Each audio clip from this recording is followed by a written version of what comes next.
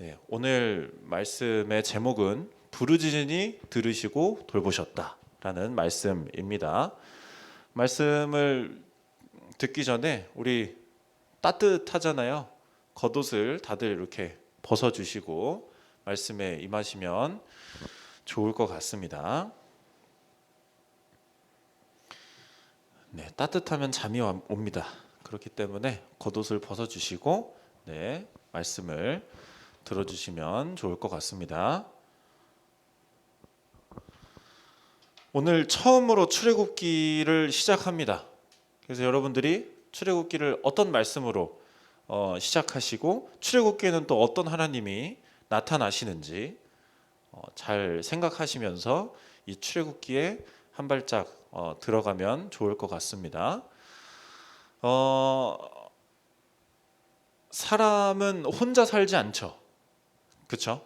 혼자 살아갈 수가 없죠. 늘 어디서나 공동체에서 살아가고 또 사회 속에서 살아가잖아요. 그렇죠? 그런 공동체 속에서 살아가는 사람에게 필수로 필요한 것이 있습니다. 반드시 필요한 게 있어요. 바로 소통이라는 겁니다. 소통이 뭔가요? 소통이 뭐예요? 각자 생각하는 소통이 조금 다를 수 있는데 소통이라는 건 일방통행은 아닌 거죠. 그렇죠? 왔다 갔다 주거니 받거니 하는 게 소통이에요. 인간 세상을 살아갈 때 소통은 필수적입니다. 그렇죠? 그러면 각자 생각하시는 소통은 쉬운가요? 어려운가요? 어렵나요? 왜 어렵죠? 사람마다 생각이 다르기 때문에. 그렇죠? 내가 이렇게 얘기했는데 상대방은 또 다른 의도로 받아들이거나 뭐 이러면 완벽한 소통이 되지 않는 거죠. 소통은 말로는 쉬워요. 소통을 잘하기 위한 방법 말로는 쉬워요. 왜 쉽냐면 소통은 잘 들으면 되기 때문이에요. 근데 현실에서는 소통이 좀 어려워요. 왜? 사람이 듣는 것보다 뭘 더 좋아하기 때문에? 말하는 걸 더 좋아하기 때문이에요. 그 유재석이 한 말 중에서 이런 말이 있습니다. 말을 독점하면 적이 많아진다. 적게 말하고 많이 들어라. 들을수록 내 편이 많아진다. 라는 말이 있더라고요. 되게 많이 공감이 되는데 이 말이 명언으로 불리고 사람들한테 많이 들리는 이유는 분명히 그리고 확실히 듣는 것보다 말하는 걸 더 좋아하는 사람이 많기 때문인 것 같아요. 우리 다 입 하나에 귀 두 개씩 있잖아요. 근데 누구는 듣는 거 진짜 잘 못하는 사람 있어요. 특정하게 누구라고 이야기는 못하지만 옛날에 어른들이랑 이야기를 할 때 막 말씀을 하시는 거예요. 저도 말을 했죠. 제 말은 이제 가지도 않았어요. 상대방한테. 그냥 사라지더라고요. 본인 열심히 얘기하시는데 집중하셔가지고 내가 이제 말을 하면 약간 좀 이렇게 말이 튕겨져 나가서 없어져 버리는 느낌이라고 해야 되나요? 이런 경우들이 조금 많았어요. 이런 경우를 저는 좀 많이 힘들어해요. 저 참는 것도 잘 하지만 힘들어해요. 대단하기도 하고 조금은 좀 신기하기도 합니다. 이런 사람들을 보면 대부분 이런 경우를 많이 힘들어해요. 사람마다 다르겠지만. 하지만 우리가 또 여기서 생각을 해야 되는 건 뭐냐면 우리도 누군가에게는 내 귀가 좀 닫혀 있는 사람이 있다라는 거예요. 나도 누군가에게는 내 마음이 열려 있지만 누군가에게는 마음이 닫혀 있어요. 내 귀가 닫혀 있어요. 그러니까 이 사람이 하는 말은 조금 좀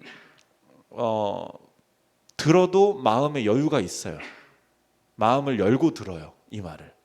하지만 또 다른 어떤 사람의 말은 이 사람이 말만 해도 짜증나요. 괜히 이 사람에 대한 이해심은 되게 박해져요. 그런 사람이 있어요. 그러니까 우리를 또 그런 상황들을 싫어하지만 우리도 누군가에게는 귀가 닫혀 있는 사람이 있고 누군가에게는 열려 있는 사람이 있어요. 이런 우리의 현실을 이렇게 봤을 때 조금 현타라고 하잖아요. 인간 세상에 완벽한 소통, 올바른 소통은 불가능하지 않을까라는 생각을 조금 하게 됩니다. 그러면 완벽한 소통을 이루기 위해 우리가 뭘 해야 되겠죠? 완벽한 소통을 이루는 관계는 있을까요? 우리 삶에서? 제가 봤을 땐 정말 힘든 것 같아요. 그러면 우리가 완벽한 소통을 가능할 수 있는 존재는 누가 있을까요? 우리한테는?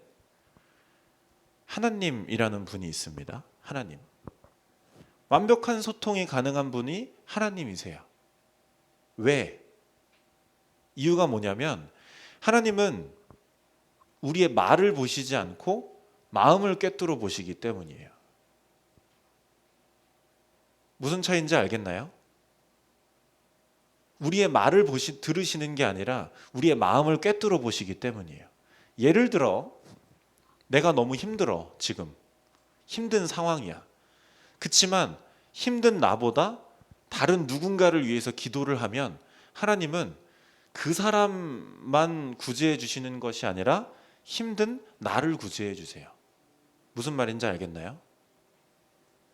내가 여러 가지 위사오고 말을 막 곁들여서 하나님께 기도를 해도 하나님은 내 마음의 그 진심 하나를 보신다라는 거예요. 그러니까 하나님은 나의 마음을, 우리의 마음을 꿰뚫어 보시기 때문에 완벽한 소통이 가능하다라는 겁니다.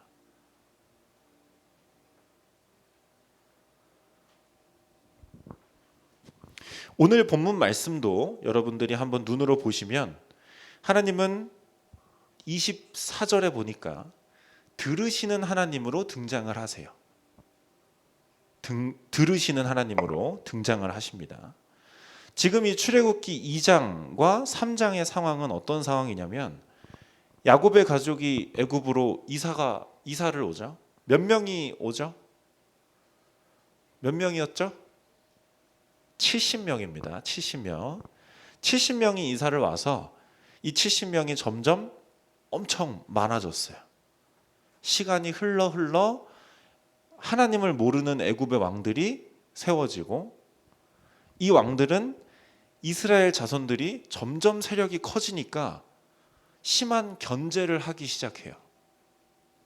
그래서 이 이스라엘 자손들을 노예로 사용하고 그 다음에 더 숫자가 늘어나지 않게 하기 위해서 남자아이는 태어나자마자 다 죽게 만들고 이런 너무나 심각한 견제를 하고 있는 상황이에요. 그 상황에 이스라엘 자손은 탄식하면서 부르짖고 있다고 23절에 등장을 하고 있습니다. 여기서 부르짖다라는 표현을 잠깐 좀 짚고 넘어갔으면 좋겠는데 부르짖다라는 게 어떤 상황에서 사용되는 거냐면 내가 억울에 미쳐. 제가 제일 싫어하는 게 억울한 거거든요. 그래서 좀 감정이입이 됐는데 내가 억울에 미칠 지경이에요 지금. 그러면 누구한테 가요? 그렇죠. 경찰. 옛날에는 재판장한테 달려가는 거예요. 재판장한테 달려가가지고 내 억울함을 호소하는 거예요. 호소할 때 어떻게 할 것 같아요? 얌전하게 해야 되겠지만 침착하게 해야 되겠지만 내 흥분을 가라앉힐 수 있어요? 없어요? 못하죠. 왜냐하면 억울에 미칠 지경이니까. 그때 막 소리 지르면서 부르짖는 그 부르짖음이 여기에 부르짖음이에요.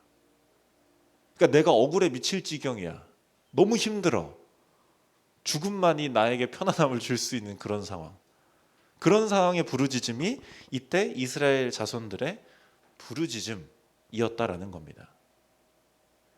이 이스라엘 백성들이 지금 23절에 보니까 뭘 하고 있어요? 고된 노동을 하고 있죠.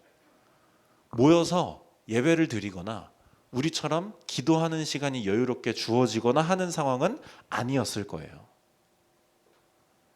그러니 이스라엘 백성들은 하나님께 조근조근 기도를 했다기보다 뭐 했다고요? 부르짖었다고요. 눈물을 흘리거나 부르짖거나 그냥 정말 고통의 신음을 내고 있었다라는 거예요. 근데 하나님은 그 눈물과 고통과 부르짖음을 어떻게 하세요? 들으셨다. 아까 말한 것처럼 그 마음의 중심을 꿰뚫어 보시기 때문에 들으실 수 있으셨다라는 거예요.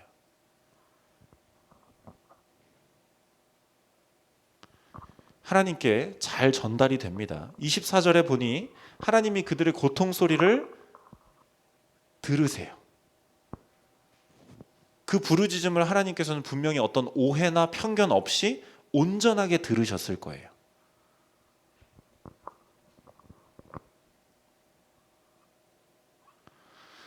그렇게 이스라엘 백성들의 부르짖음을 들으신 하나님께서는 어떤 행동을 하십니다. 뭘 하십니다. 24절에 나와요. 맨 뒤쪽에 언약을 어떻게 하세요? 언약을 기억하세요.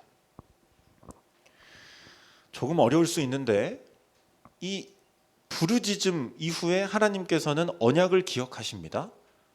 어떤 언약을 기억하세요? 혹시 창세기를 쭉 이해하면 생각할 수 있을 것 같은데 어떤 언약이에요? 결국 누구? 그렇죠. 예수님을 주신다라는 언약, 그 약속을 하나님께서 기억하셨다라는 거예요.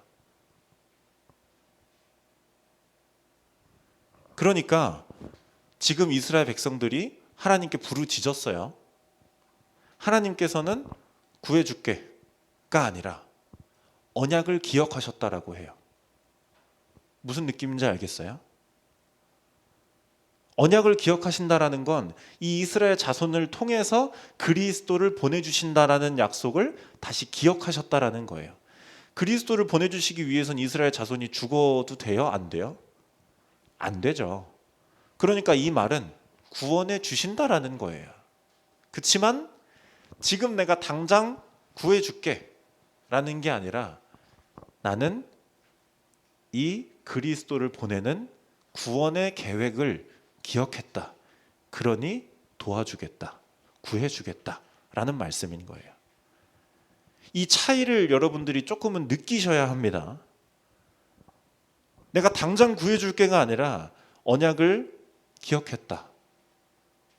조금 더 깊은 의미의 구원의 메시지인 거예요.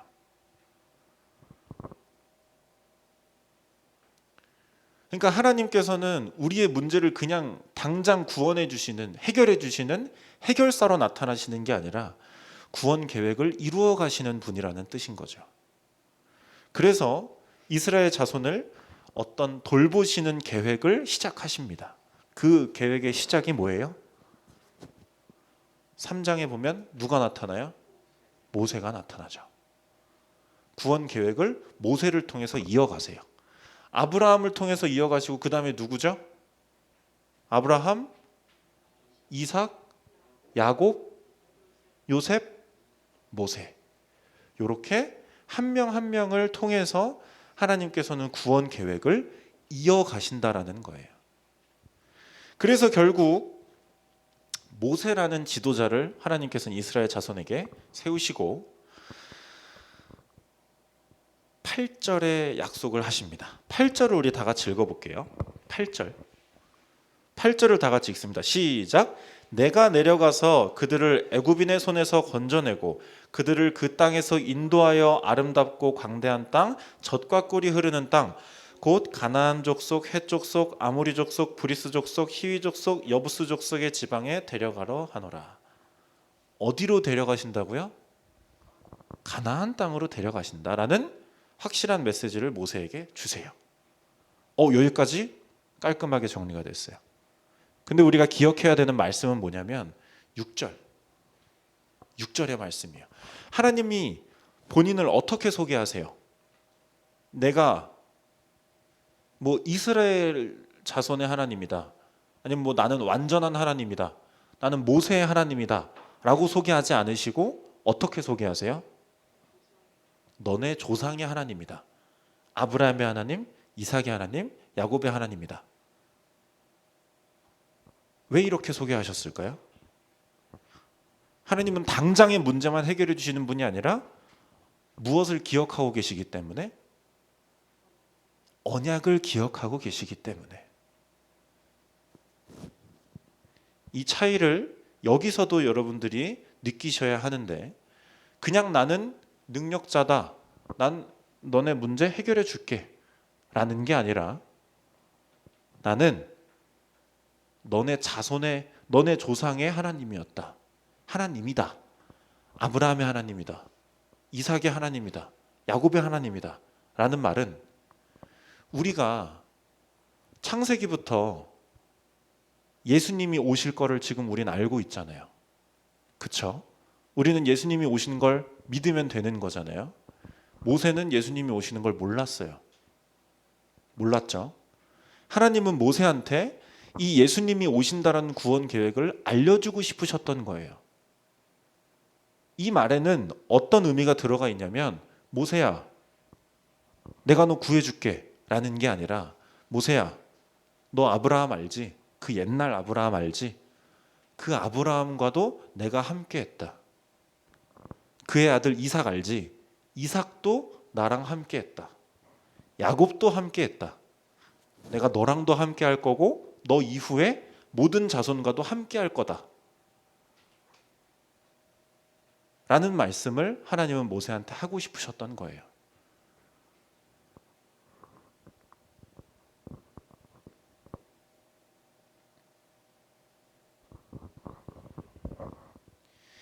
이렇게 하나님께서 모세한테 본인을 소개해 주시는 이유는, 하나님은 그냥 단순히 문제를 해결해 주시는 분이 아니라 약속을 지키시는 분이기 때문이에요.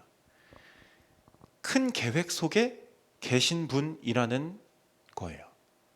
큰 틀을 생각해 보면, 우리는 큰 계획 그 중간 어딘가에 있어요. 우리를 통해 계획이 이루어지는 그 중간 역할에 우리는 있다라는 거예요. 아무 의미 없이 그냥 백지 상태에서 나의 문제를 이야기하고 해결해 주시고, 이 관계가 아니라, 하나님은 우리를 통해서 구원 계획을 쭉 이루어 가신다라는 거예요. 우리는 그 계획 속에 있다라는 거고, 이 개념을, 이 사실을 여러분들이 잘 이해하셔야 합니다. 그래서 하나님께서는 저와 여러분한테도 여러 가지 약속을 주셨죠. 성경을 통해서. 주 예수를 믿으라, 그리하면 너와 내 집이 구원을 얻는다. 믿어라, 구원을 얻는다. 또 하나님께서 그를 죽은 자 가운데서 살리신 것을 내 믿음에 믿으면 구원을 얻는다. 믿으면 구원을 얻는다. 단순히 비나이다 비나이다 하나님께 기도하는 게 아니에요. 하나님은 그런 분이 아니에요. 우리를 통해서 구원의 계획을 쭉 이어가시는 분이라는 거예요. 이 포인트를 여러분들이 잘 잡으셔야 합니다. 그리고 여러분들에게 구원의 약속을 주신 건, 하나님께서 지금 당장 생각하셔서 주신 게 아니라 창세전부터 구원 계획을 생각하셔서 그때부터 지금까지 끌고 오신 계획이라는 겁니다. 여러분들이 이 흔들리지 않고 편안한 계획을 잘 믿으셔야 합니다. 제가 여러 번 말씀드리지만, 구원 계획은, 하나님의 계획은 절대 흔들리지 않아요. 여러분들을 향한 구원 계획은 절대 흔들리지 않아요. 정작 흔들리는 건 누구라고요? 나, 여러분이 흔들리는 거예요. 여러분들의 믿음이 흔들리는 거지, 하나님의 계획이 흔들리는 건 절대 아니라는 겁니다. 그래서 여러분들이 삶을 살아갈 때 힘들고, 뭔가 나의 믿음이 힘들고 뭔가 그렇지 않은 것 같고, 하나님을 믿으면 무슨 소용인지 모르겠고 하는 그 믿음은 나의 마음에 흔들림이 있는 거예요. 하나님을 향한 믿음이, 내 믿음이 흔들리는 거예요. 하나님은 가만히 계시는데. 그래서 흔들릴 수 있습니다. 그렇지만 그럴 때마다 절대로 흔들리지 않으시고 변하지 않으시는 하나님의 구원 계획을 여러분들은 생각하셔야 된다라는 겁니다.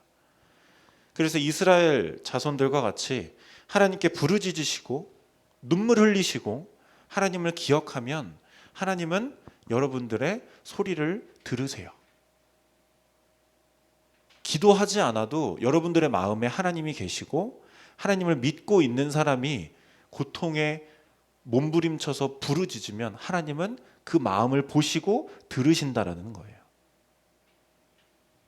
그 큰 구원 계획을 갖고 계시는 분, 그리고 우리의 고통 소리를 들으시고 우리의 마음 중심을 보시는 하나님, 그 하나님을 오늘 기억하시길 바랍니다. 그래서 우리가 하나님께 부르짖으면 하나님이 어떻게 하신다고요? 어떻게 하신다고요? 들으신 다음에 어떻게 하시죠? 말씀처럼 돌보십니다. 이 흔들리지 않는 이 진리, 이 사실을 여러분들이 잘 기억하시길 간절히 소망합니다. 기도하겠습니다. 하나님, 감사합니다. 오늘 하나님이 허락하신 출애굽기를 통하여 주신 첫 번째 말씀입니다.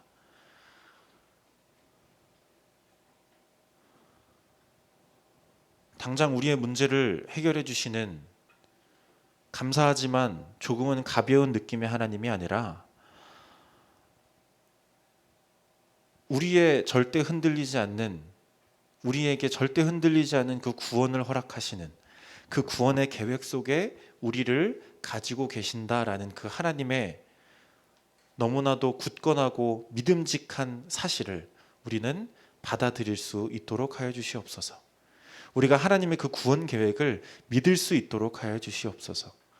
우리의 믿음의 흔들림을 주님께서 붙잡아 주셔서 우리의 삶에 영원토록 하나님 안에서 살아가는 그런 복된 삶을, 축복된 삶을, 감사한 삶을, 승리의 삶을 우리가 살아갈 수 있도록 하여 주시옵소서. 우리의 삶을 인도하여 주시는, 우리의 고통 소리를 들으시는 주님 감사합니다. 예수님 이름으로 기도드렸습니다. 아멘.